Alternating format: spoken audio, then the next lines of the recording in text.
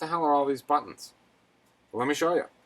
On the back, bottom left, we have an info button. On the bottom right of the screen, we have another info button. They do different things. This is our zoom out. It's also our metering mode. It's also our ISO mode, and it's also our reset settings mode. So this little green dot and this little green dot allow you to reset your settings. Above that, we have our zoom in or our quality mode button. Above that, we have our help button, our protect image button, and our white balance button. This is the menu button. This is the playback or review button. This is our trash button, which is also our format card button. If you see this button here, this orange and this orange here, that means if we hold those two, it'll format the card.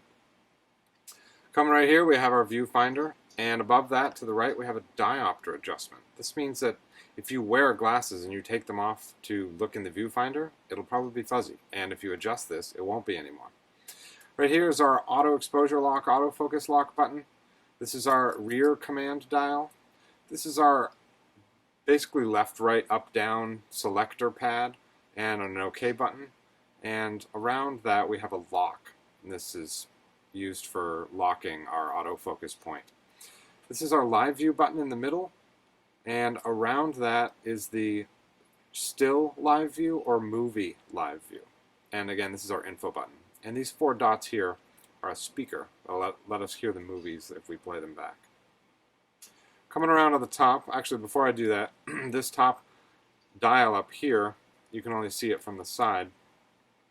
This is your release mode, so single, continuous low, continuous high, quiet shutter, self-timer, or mirror up mode. Now if we come to the top, this dial above that is our actual mode dial. And it won't rotate unless you press this button here. Coincidentally, this button here will let you rotate this release mode dial. You have to hold that button in order to rotate it. The top button, you have to hold this in order to rotate your mode dial. And we'll get into the modes in a different video. Up here is our stereo microphone and our flash hot shoe. This is our pop-up flash. It'll pop up if you press the flash button. Here's our top display, which shows us a bunch of things. We have shutter speed, aperture, ISO, metering mode, the number of shots left to be taken.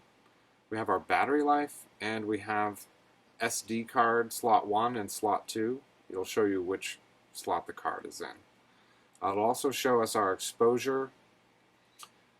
Coming around to the front of the camera, we can see this little light. This is our autofocus assist illuminator. This is our, I didn't get these buttons here. This is our metering mode. This will change your metering mode. This is exposure compensation. This is record movie button. This is our shutter, obviously. And this is our on-off switch. And then there's this, if you switch the on-off to the right, it'll illuminate this display. And I don't know if you can see it in there, but there's a button right next to the lens, right there. And that's our preview button. Allows you to preview what the aperture would look like. And coming around to the bottom, you'll see underneath the lens there's this button here, which is a custom function button, which you can set to anything you want. On the other side of the camera, we have our flash button, bracketing button. This white dot is not a button. This is how you align the lens that you're putting on. You'll see that the lens has a white dot right there, and this white dot here, you align them together, and then you turn the lens to screw it on. This is our lens release button, and over here is our autofocus button. This allows you to choose autofocus or manual focus, and then don't forget there's also a button here as well. If you press that, it allows you to change some autofocus settings. And depending on your lens, make sure you check on the top to see if there's switches that do certain things. This one allows you to change autofocus or manual focus.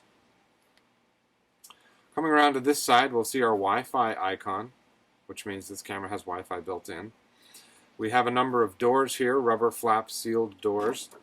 The top right is the USB port, and then the microphone port. Let me open that up. And then we have our HDMI port under that. And then below that we have a shutter release port and our headphone port or monitor port. That allows us to get the audio coming out of the video that we're recording.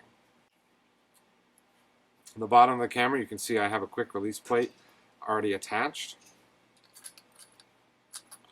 Just remove that. Over here is our battery door. That's where our battery goes. Press the little yellow thing, pops the battery out. It's shaped in such a way that it can only go in one way. Right here is a little rubber flap that allows us to use,